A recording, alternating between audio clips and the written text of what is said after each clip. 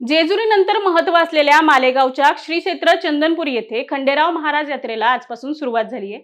यावेळी देवदेवतांच्या मुखवट्याची विधिवत पूजा करून मानाच्या पालखीची मिरवणूकही काढण्यात आली। या यात्रेत पालकमंत्री दादा भुसे यांनीही सपत्नीक देवाची तळी भरून राज्यासह बळीराजा सुखी व्हावा यासाठी देवाकडे साकडे घातले। चंदनपुरी यात्रोत्सवाची सर्वदूर प्रचिती असल्यामुळे या यात्रेला महाराष्ट्राबरोबरच इतर राज्यातूनही भाविक येत असतात।